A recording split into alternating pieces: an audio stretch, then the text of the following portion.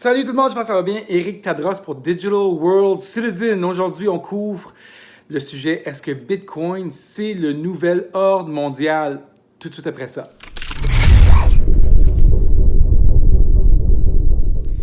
Bon, bienvenue de retour. Eric Tadros, un beau dimanche ensoleillé. Est-ce que Bitcoin, c'est le nouvel ordre mondial? On se fait toujours dire cette observation-là, c'est Satan. On ne connaît pas le créateur de Bitcoin depuis 2009, Satoshi Nakamoto, qui n'est pas identifié. Est-ce le nouvel ordre mondial? Est-ce que c'est Satan? On tente de découvrir ça aujourd'hui dans cette discussion-là. Donc, j'aimerais commencer par dire que le feu peut cuire le repas d'un homme, mais le feu peut aussi cuire un homme. Donc, tout ça pour vous dire que les technologies, toutes les technologies qu'on a, peuvent être dangereuses, peuvent nous contrôler, mais peuvent aussi nous faire avancer. Et les technologies avancent, peu importe, parce que ça évolue, les gens évoluent. Donc, les technologies évoluent. Mais il faut toujours se demander, quand on crée quelque chose de nouveau, est-ce que c'est positif pour l'humanité ou est-ce que c'est négatif pour l'humanité? Donc, si on prend quelques exemples de technologies, prenons l'Internet, par exemple. Est-ce que ça a été positif ou négatif, malgré tous les pièges et les côtés sombres de l'Internet? Est-ce que ça a été bon pour l'humanité ou non? Fait que si on regarde rapidement l'Internet, ça a rassemblé les gens, ça a démocratisé l'information. L'Internet ne peut pas être fermé ou censuré. C'est-à-dire, on ne peut pas fermer l'Internet. Évidemment, Google, Facebook peuvent contrôler leur plateforme, mais ils ne peuvent pas nous empêcher de créer d'autres plateformes. Donc, l'Internet, en gros, d'après moi, est une avancée pour l'humanité. C'est-à-dire qu'on a été capable de se retrouver, d'évoluer ensemble, d'échanger des idées plus rapidement, communiquer plus vite. Malgré tous les problèmes que ça nous apporte, je crois qu'on a avancé. Regardons le téléphone cellulaire. Est-ce que ça a été bon pour l'humanité ou moins bon? Évidemment, il y a des côtés qui sont moins bons. On est toujours sur notre cellulaire. On est connecté 24 heures sur 24. Mais est-ce que ça a été bon ou moins bon pour l'avancée de l'humanité?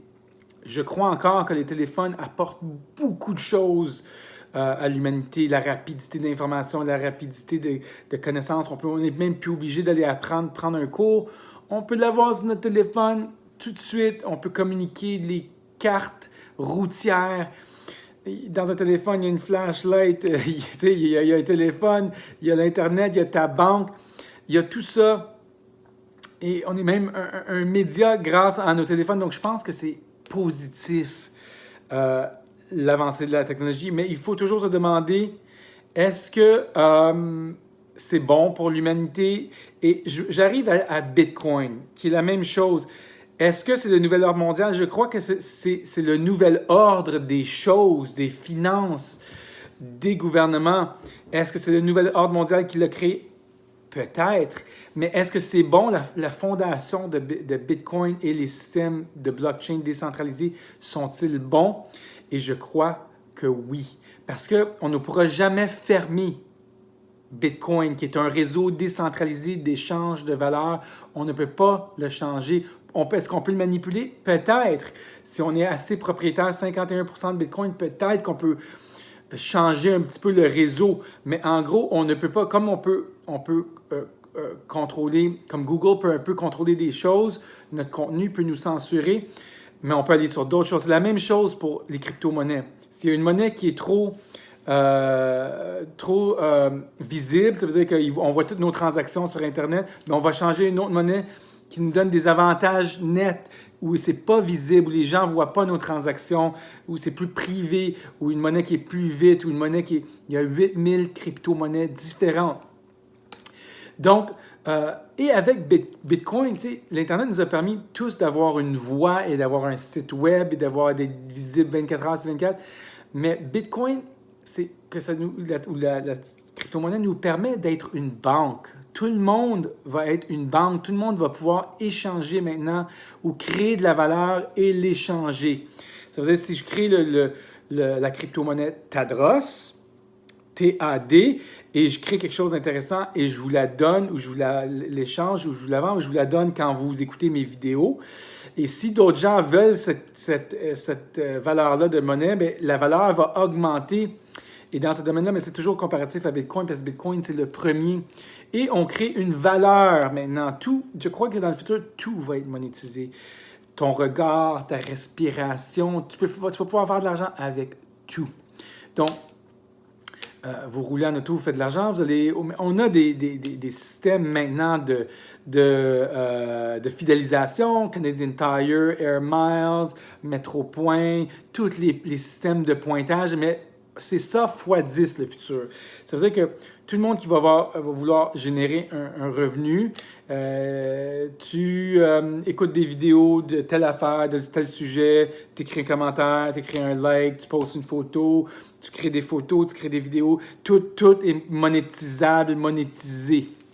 Je ne sais pas si ça vous rejoint, mais moi, ça me rejoint très bien, cette monétisation sur Internet. Et on a appris que Jack Dorsey, sur le réseau Ethereum, a vendu son premier tweet qu'il a créé en 2016. Ça veut dire qu'on vend des choses virtuelles maintenant. On monétise des choses plus virtuelles.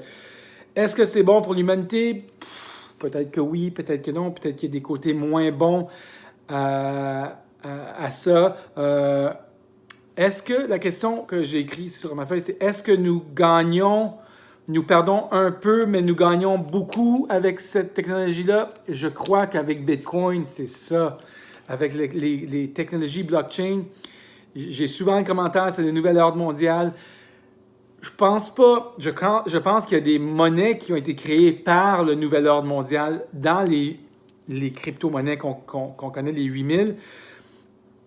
Mais je pense pas que Bitcoin est mauvais. C'est décentralisé. À la place que ce soit Visa qui nous dit « Hey, gardez, transigez avec mon réseau », c'est un réseau décentralisé qui appartient au peuple au complet. Et si je participe au réseau en minant des transactions, en validant des transactions, j'ai une petite portion, j'ai un petit peu d'argent des transactions qui ont lieu.